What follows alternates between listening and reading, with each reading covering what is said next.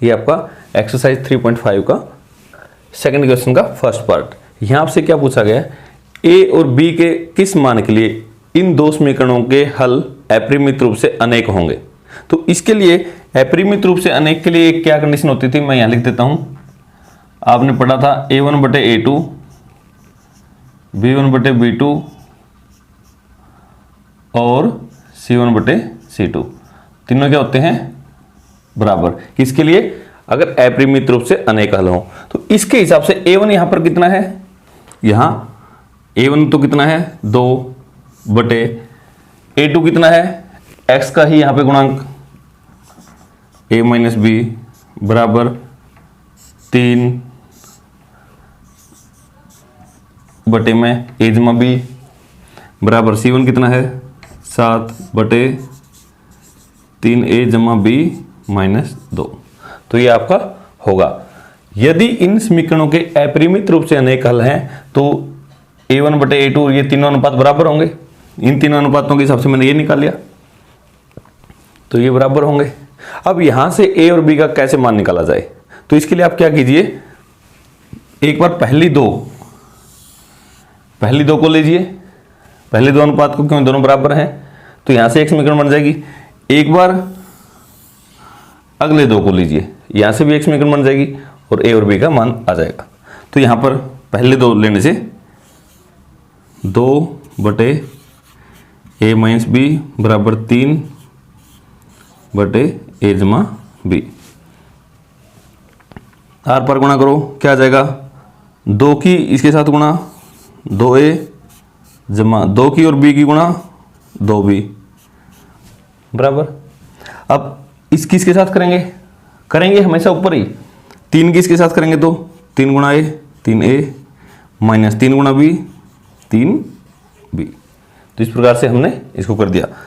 अब a को एक तरफ ले आओ, 2a माइनस 3a, b को भी इस तरफ ही ले आओ, प्लस का 2b था, ये इधर आके कितना हो गया, प्लस का 3b बराबर में क्या बच गया 0।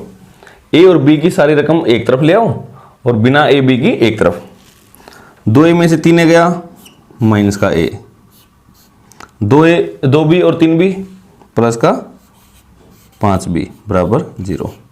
इसको आपने समीकरण नंबर 1 और 2 तो यहां नाम दे रखे थे, इसको 3 दे दो, समीकरण नंबर 3। अब इसी प्रकार से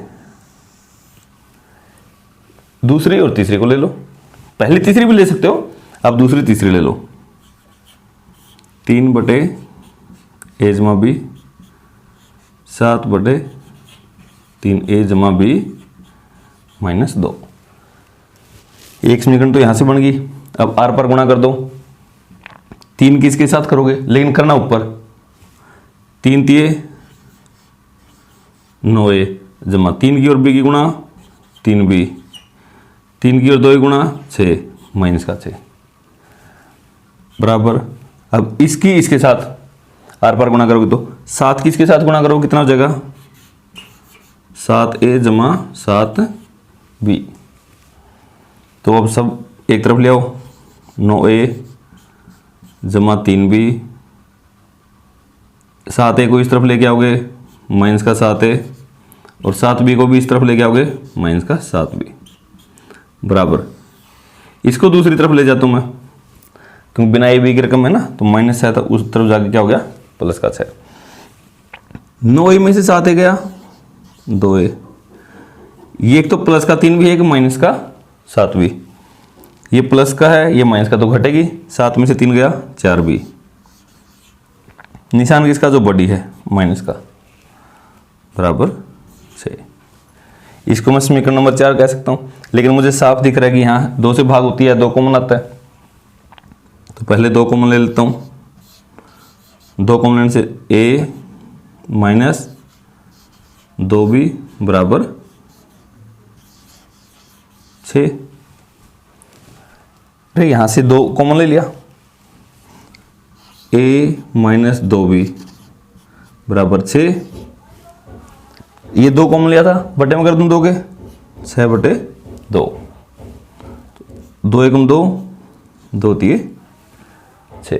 तो नई समीकरण अब क्या बन गई है, मैं यहाँ लिख देता हूँ इसको a माइनस 2b बराबर 3। आपकी एक ये समीकरण बन गई, जिसको हमने समीकरण नंबर क्या बोल दिया, 4 बोल दिया। अब एक समीकरण आपकी ये है, एक समीकरण ये है, दोनों को हल करो, किसी भी विधि से कर सकते हो। चलो हम विलोपन विधि से ही करते हैं।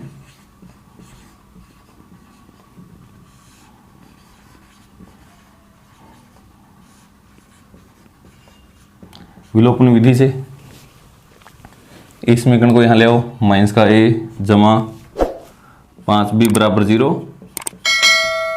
और दूसरी क्या है a माइनस 2b बराबर 3। पहले देखो a का गुणांक यहाँ भी 1 है, यहाँ भी 1 है, ठीक है, लेकिन यहाँ माइनस का 1 है, यहाँ प्लस का 1 है, तो घटाने की जरूरत नहीं, पहले ही निशान अलग है। तो अब सीधा जोड़ दो, a से a कट गया, फिर निशान बदलने की जरूरत नहीं क्योंकि पहले ही अलग अलग है। तो ये प्लस का 5 भी, ये माइनस का 2 भी, 5 में से 2 गया 3, और b साथ में था 3b, 0 में 3 जोड़ दिया 3 आ गया, b का मान 3, ये इस तरफ जाके भाग में हो गया 3/3, 3 एकम 3, 3 एकम 3, तो b का मान कितना आ गया आपका 1, b का मान तो आपका आ गया 1। अब ये b का मान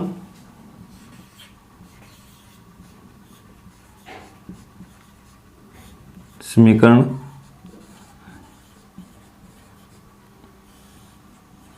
दो में रखने पर, 1 और 2 में से किसी में भी रख सकते हो, समीकरण 2 में रखने पर, तो आप देखो समीकरण नंबर 2 क्या थी, a माइनस 2 गुणा b का मान अभी आया था 1, तो b की जगह 1 बराबर 3। तो देखो a 2 एकम 2 बराबर 3, a का मान कितना आ गया 3, तो ये था पहले, इस माइनस 2 को दूसरी तरफ लेके जाएंगे, क्या हो जाएगा प्लस का 2, a का मान कितना आ गया 5। अब इसने पूछा था a का मान कितना होगा और b का, a का मान 5 और b का मान 1। और हाँ, ये तो एक बार आपने पहले 2 लिए, एक बार लिया दूसरा तीसरा, एक पॉसिबिलिटी और भी तो थी, पहला और तीसरा लेते, पहला तीसरा लेने से भी एक समीकरण बन जाएगी।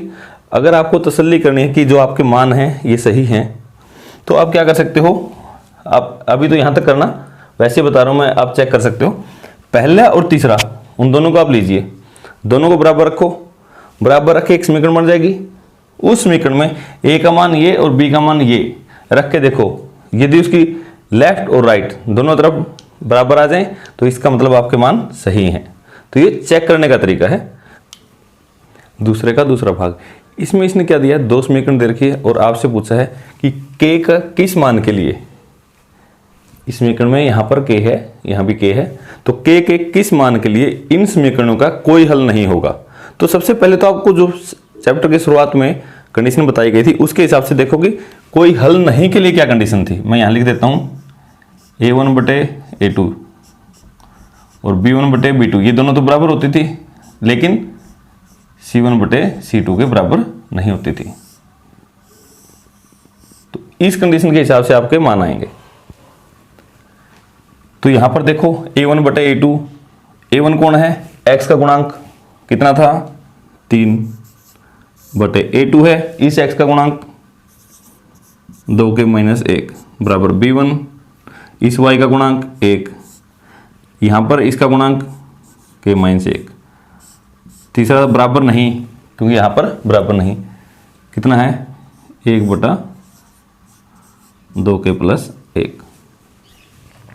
इसका मतलब ये और ये तो बराबर है और इसके बराबर नहीं है, मतलब ये दोनों ही इसके बराबर नहीं है। अगर आपको k का मान निकालना है तो सबसे पहले तो आप क्या करो, यहां पर 3 पॉसिबिलिटी बनती हैं, एक बार पहली दूसरी ले लो, एक बार दूसरी तीसरी ले सकते हो और एक बार पहली तीसरी। जब आपके NTSC लेवल के या बड़े एग्जाम के कोई क्वेश्चन आते हैं तो आपको तीनों लेके देखना चाहिए। और यहां सिर्फ k का मान के लिए आप पहले 2 ले, 3/2 के -1 बराबर 1/k -1। तो क्या करो, r पर गुणा 3 की इसके साथ गुणा ऊपर लिखनी है, 3 के माइनस 3 की और 1 की गुणा 3 बराबर 1 के साथ इसकी गुणा 2 के माइनस 1। फिर क्या करो, के की एक तरफ ले जाओ और बिना के की एक तरफ, तो इधर था 3 के, ठीक है, और ये 2 के इस तरफ जाके माइनस का 2 के बराबर यहाँ पर क्या था माइनस का 1 और ये -3 इस तरफ आ गए प्लस का 3। अब देखो क्या आ गया, 3 के में से 2 के गया के, ये माइनस का 1 है 3, मतलब 3 में से 1 गया, के का मान कितना आ गया 2। तो इसका मतलब के किस मान के लिए इसके कोई हल नहीं होंगे, 2 के लिए। इन कंडीशन से आपको पता चलेगा के का मान 2 आना चाहिए।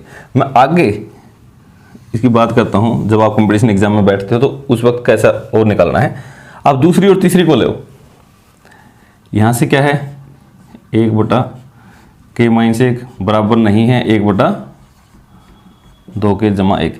इससे आपको घबराना नहीं है, सिर्फ इस निशान को लगाते रहो, जैसे आप तो करते थे हल करते थे वैसे ही करें, बस बराबर की जगह बराबर का काट देना कि बराबर नहीं है। 2 के की और 1 की गुणा 2 के, फिर 1 की और 1 की जमा 1 बराबर नहीं है, 1 के साथ गुणा करोगे के माइनस 1। के की रकम एक तरफ ले जाओ, 2 के इसके को इस तरफ ले जाओ माइनस का के बराबर नहीं है -1, और इस 1 को भी उस तरफ ले जाओ -1। 2 के में से के गया के बराबर नहीं है -1 और -1 -2। इस सवाल में के का मान -2 तो कभी भी मत होने देना, इससे क्या होगा के का मान -2 होने से इन कंडीशन के हिसाब से कई बार क्या होता है, यहां पर आपके कुछ क्वेश्चन में 2 मान आ जाते हैं और एक कंडीशन हम यहां चेक करते हैं, उस कंडीशन में मान लो आपका ये आ गया कि -2, यदि ये -2 यहां भी आया हुआ था तो उसको छोड़ना होता है, तो इसलिए मैंने इसको आपको आगे सिखाया है -2 में क्या समस्या आएगी, यहां रख के देखो -2 3 और यहां पे -2 रखा, वैसे चेक करते हैं टू चेक 3 बटे -2 रखने से -2 की और 2 की गुणा -4 और -1 ये था -5, 1 बटे -2 रखने से -2 और -1 -3। अब आपको साफ साफ दिख रहा है कि यही बराबर नहीं आए, इसने तो कहा था कि ये बराबर आएंगे, यही बराबर नहीं आए, पहले 2 बराबर ना आए तो इसका मतलब कितने हल होते हैं, अद्वितीय हल।